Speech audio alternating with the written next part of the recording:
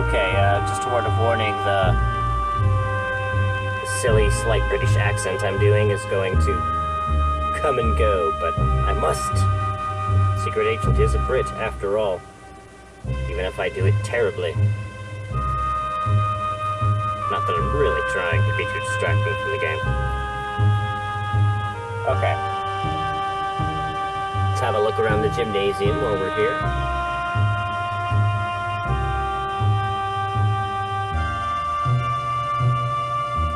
Old turn-of-the-century exercise crap. Okay, that's an electric camel right there. I think you can actually ride it. Let's see. Yep. Electric camel.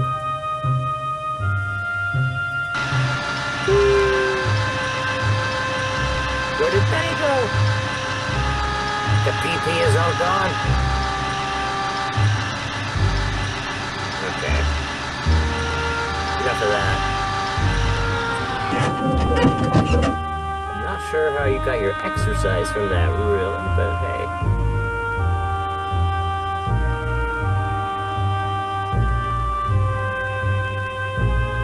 Early 1900s is sort of the era of, if we can build it, let's build it. So, can't we use the, yep.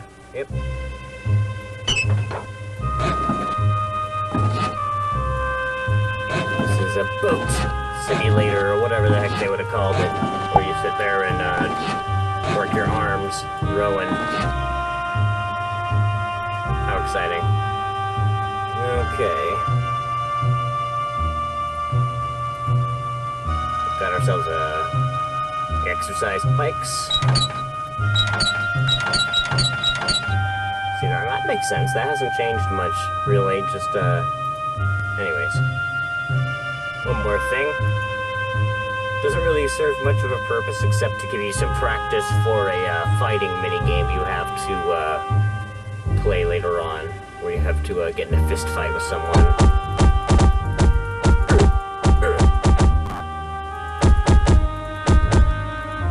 Like a gentleman, fisticuffs and all.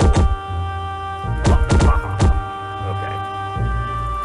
It's not like you have to grind your punching or anything, or that you need to do that to get better. It literally is just kind of an example. Okay. Let's go see if, before we check our trunk, if we can't talk to the first officer, or second officer, or whatever. About getting inside the wireless room.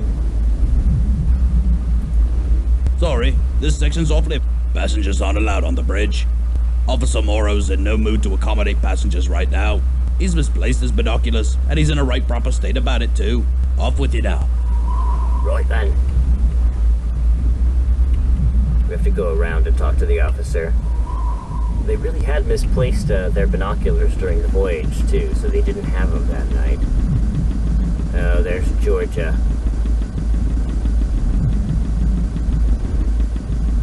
You came after all this time. It's Georgia. Oh. I'd heard you on board. Where have you been? Where have I been? I was delayed. It's been 5 years. I'd have waited a lot longer to see you again. Why didn't you tell me where you'd gone? Dina hadn't a clue, nor did Jack. My letters were returned. Just like you to show up now, with everything such a beastly mess. You must help me.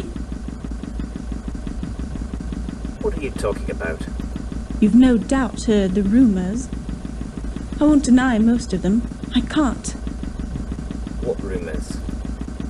Even if the money's gone, I won't give the diamonds to Charles, never. These are all that remains. Dear.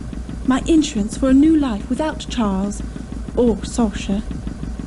Charles is her new fiancé, who's a bit of a prick.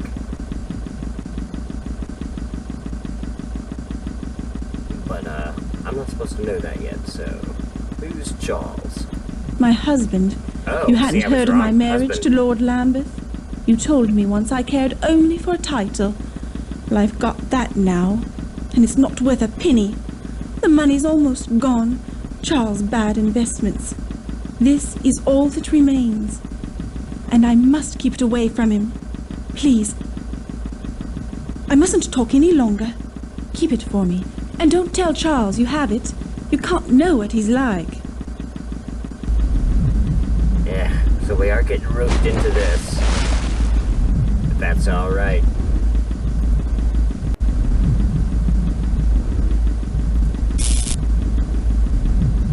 So that's our old flame from 5 years ago. Didn't work out. Can't imagine why. Okay, let's go talk Come here. to Officer Morrow. Come here. What is it? Oh, you again?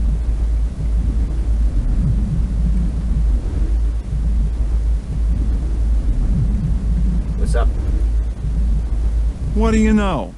You again. Me. Don't you love the sea air? Really clears out the sinuses. Max Seidelman, Philadelphia, PA. Buyer for Haymaker's department store. The shoppy of Spruce Street, What's eating you anyway? You're always in a rush. Relax, will ya? Take Max's advice. Get over it. Sure, you'll lose sometimes. Yell. A little. Don't dwell. You a sporting type? You look like the sporting type. Come on down to the smoking room for a nightcap. Riviera's looking for someone to play a few hands of blackjack with. What do you say? Not much else to do. Not tonight. Brr. Cold as a cast iron commode. So, what do you say?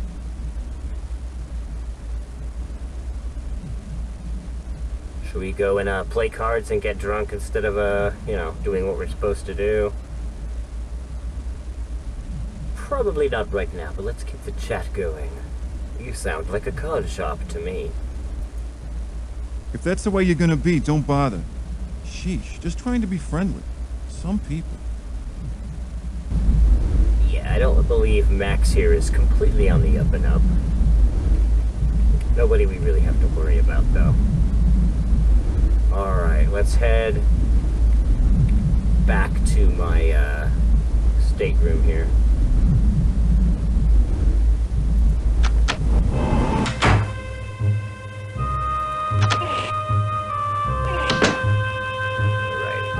Back down to C deck. Already forgot which room number I'm in, but I can check when we get there. New character to meet. There we go. Oh, hello. Hello. Don't think we've met. I'm Leyland Sachem Trask, metaphysical scribe and evangelist for the supernatural. I've been in London attending a conference on premonitions among the sensitive. A lot of weird people on board. What is a sensitive? Sensitives, or psychics, possess increased powers of perception. A gifted psychic can take a personal effect from a complete stranger and tell you all about them.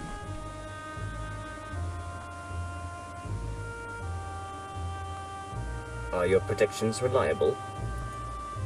There's a range, of course, but given the right training, psychics can reveal information hidden to others. What do you predict for the Titanic? This is a ship of destiny, which I think you know. Whoa, he knows something, man. Now, you can ask him to do a reading of something. We don't have a lot of stuff, but he'll look at every item in your inventory if you want to show them to him. So let's show him what we have at the moment. We got the key and the diamond, so the diamond necklace. Let's try that. Would you do a reading of this necklace? These, my friend, will surprise you, mark my words. Okay. Would you do a reading of something else? How about my key?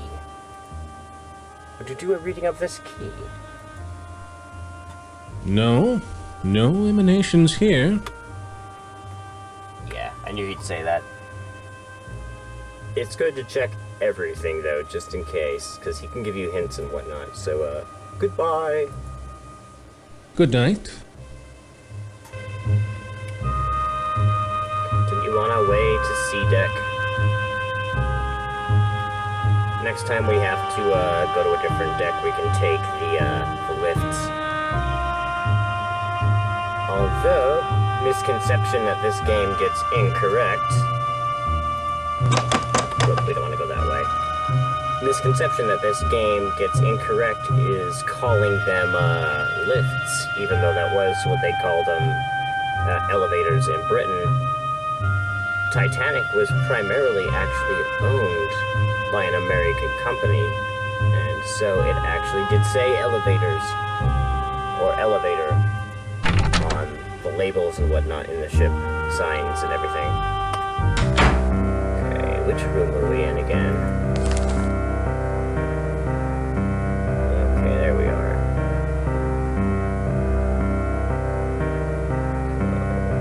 Left at the second intersection, and then back a bit. Okay.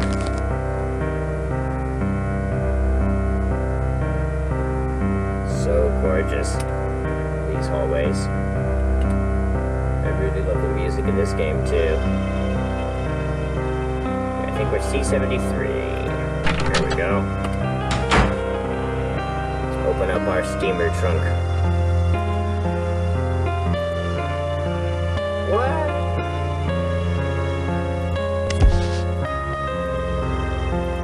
Can we use the key on it now?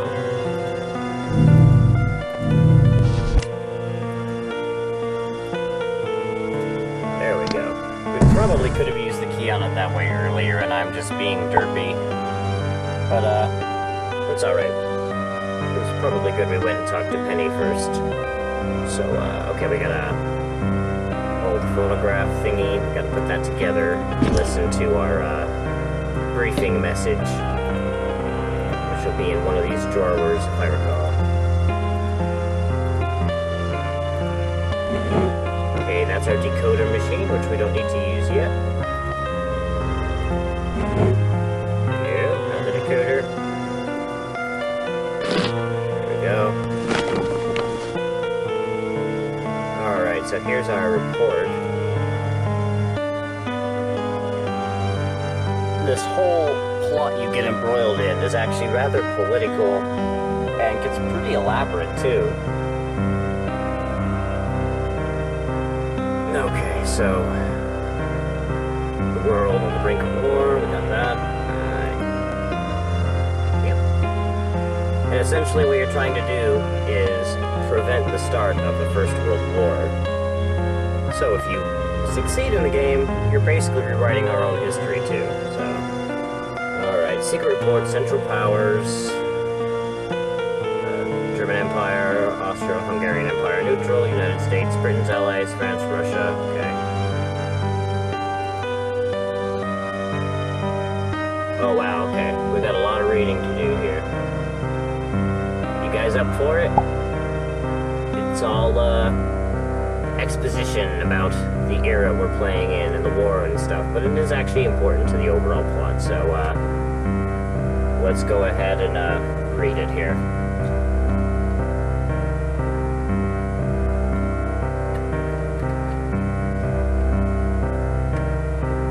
We're not going to worry about using an accent for this, though. This spring of 1912, Europe is the dominant center of the civilized world, bursting with energy and power. It is also a house of cards.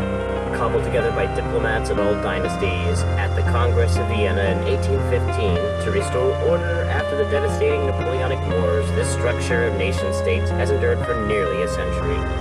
But rumbling subterranean faults threaten to plunge all we have built into the abyss of mechanized global war.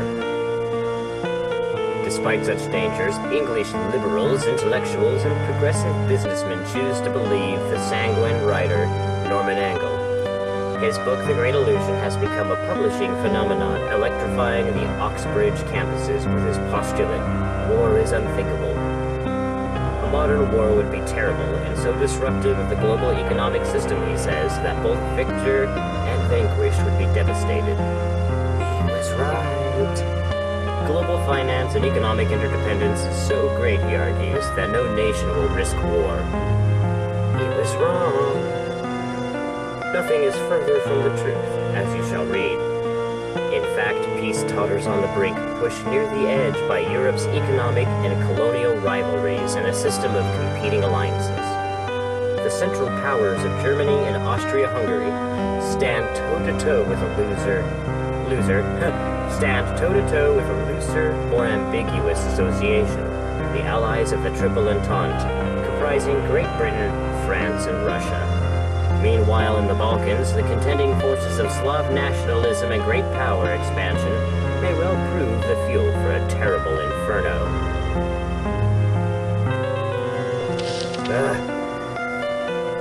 There is hope, however. London politicians may be pessimists, but Britannia still rules the waves, and trade, and banking, and the realm of ordained self-confidence. Our vast overseas empire stretches from Suez to Cape Town, from Persia to Burma, to treaty ports in China. We are linked by language, culture, and commerce with the United States, Canada, Australia, and New Zealand. Our chief rival is Germany. Her leader, the Kaiser, has doubled her army since 1892 and races to build a navy to rival the British fleet. Germany's trade policies, tariffs, enlightened social welfare services, and large, dynamic, well-educated labor force now boast an efficient, modern industrial system that outbids and undersells Britain around the world. To secure her position, Germany forged military alliances with Austria-Hungary in 1879. The result, these Central Powers now dominate Continental Europe. Sorry, guys. Desperate for allies, Republic in France has swallowed her principles, clasped the hand of the weak but autocratic Tsar, loaned Russia millions of francs to keep the inept, corrupt government afloat, and invested heavily in Russian industry, railroads, and expansion across Siberia to Asia. Every European power wants Asian markets, and Russia especially covets warm water ports on the Pacific. Generally, Britain has stood apart, but have repeatedly foiled Russia's efforts to gain access to the Mediterranean Sea, and we will continue to do so.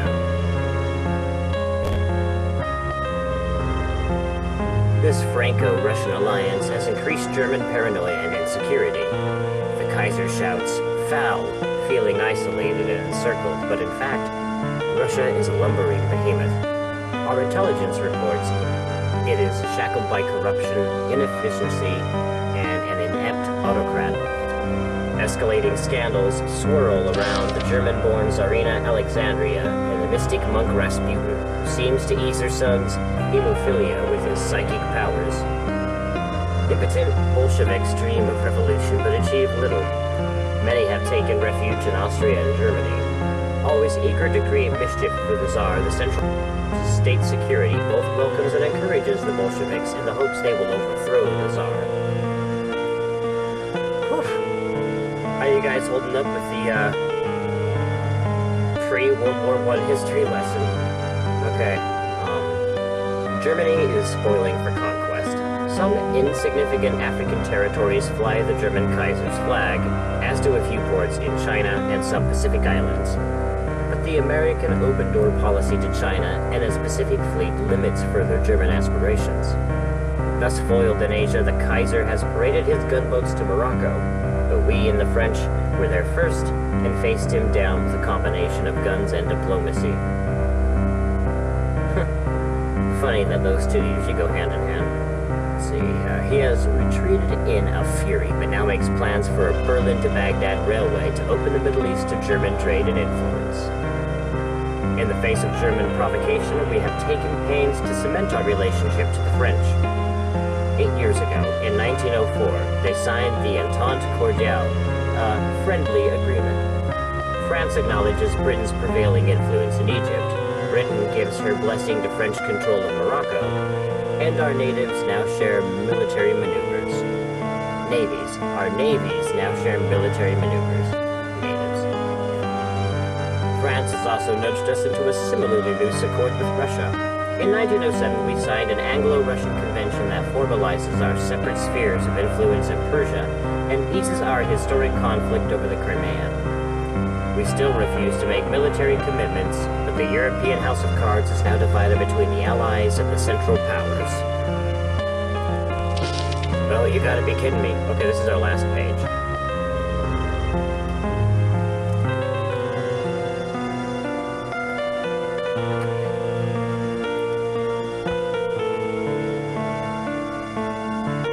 Austria-Hungary, the doddering old Emperor Franz Josef has sat on the throne since 1850. This is an empire of heterogeneous people, ruled by an incompetent bureaucracy and gross inequality. Intelligence reports that he is a dull fellow, old-fashioned and conservative.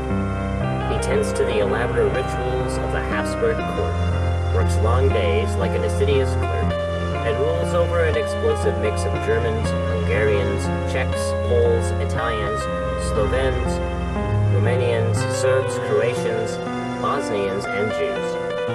Conflicts rage over language restrictions and economic discriminations based on nationality, and the competing religious loyalties of Roman Catholics, Orthodox Christians, and Muslim Slavs. 400 years of Ottoman rule has left its mark on the region. Many wish it back. As Emperor Franz Josef dithers, and society waltzes to Strauss and amuses itself with the novel theories of the mind doctor Sigmund Freud, the Balkans threaten to explode with Serbia as the flashpoint. In 1908, young Turk military officers rose in revolt against the Sultan of the Ottoman Empire. In the breach, Austria annexed the old Turkish provinces of Bosnia-Herzegovina. Whatever. I probably still read it wrong. The annexation infuriates Serbia, which wants Bosnia as part of a greater Serbia, and the Russians, who see themselves as mentors for the Slav brothers, the Serbs. It has also spurred Bulgaria to declare independence. These actions have inflamed further nationalist aspirations, which led to last year's Balkan War when Bulgaria, Serbia, and Greece joined forces against Turkey. Today, terrorism flourishes. Just this year, a Bosnian student, a member of a Greater Serbia secret society, tried to assassinate the Hungarian governor of Croatia. Properly financed and directed Serbian nationalist movements could create a serious internal crisis. This is our last page. Okay. Lastly, though it still adheres to neutrality, the United States is a major force in the Pacific, seeing herself as China's protector. Washington does face a potential problem with Mexico. The revolution there has unleashed a tiger. The new Maduro government has failed to halt corruption and spur reform, and rebel leaders are staging armed raids against it. There is fear in Washington that such unrest may spill over onto American soils. Events, if manipulated, could easily direct the anger of the Mexican masses toward the U.S. Such an event would delight the Central Powers, which prefer the U.S. stay out of Europe's affairs, especially as tensions escalate here. A United States preoccupied with Mexico would offer no help to Britain and France if we went to war with the German and Austro-Hungarian empires. As the players line up toe-to-toe, their armies are poised to defend both national honor and questionable allies, while their presses rave at a fever pitch. All that is needed is one key event to plunge Europe into war. The world watches to see which side will blink first. For nearly a century, someone always has. Phew. Okay, so for those of you who felt compelled to skip that, I won't blame you. Basically what's going on is the situation in Europe right now is a powder keg, and war can break out any minute, people on all sides, and we'll learn more from actual characters who are involved in those various struggles on board the ship. So I won't go into any more of that at the moment, since we just had our history lesson. So that's the report. I think we might have a message we can listen to on the phonograph as well. Here we go. Can we use that one? Oh, it's already on here. Okay. His Majesty's government has assigned an agent of the Crown to rendezvous with you on board the Titanic. Remain in your cabin until your contact gives you further instructions. After completion of all your assignments on board, book passage to remain on the ship and return to Southampton for your next assignment. For a more in-depth report of the international situation in the spring of 1912, please review the white paper included as part of this briefing. That is all.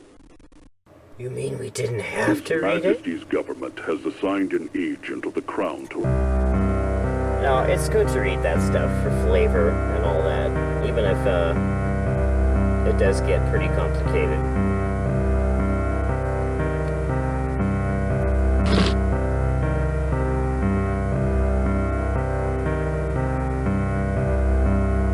Okay. I believe that is everything in our steamer trunk right now.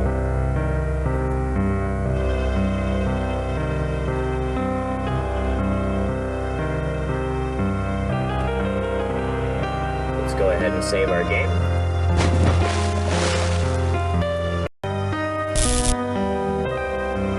Alright, now we can go back to the boat deck and talk to the ship officer about getting into the wireless room.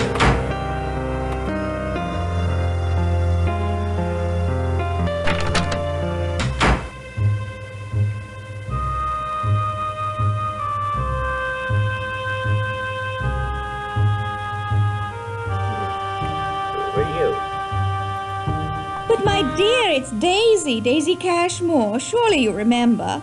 Oh, you are naughty thing. Don't think I didn't know you'd snuck on at Cherbourg. Smethels told me all about it. The old boy's always dripping with news. Heard about Lord and Lady Lambeth. Ruined utterly. Scarcely enough left for appearances, I'm told. I always liked Georgia. Married Charles for his name and his fortune, sensible girl. But she's made her nest. Now she must live in it. Well... Oh, the scandal.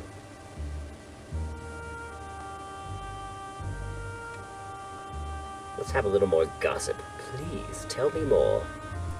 What do we think? Gorgeous, isn't it? Everyone's raving, gushing. The Titanic couldn't be more fabulous. And the sailing couldn't have been more convenient. Everyone's here.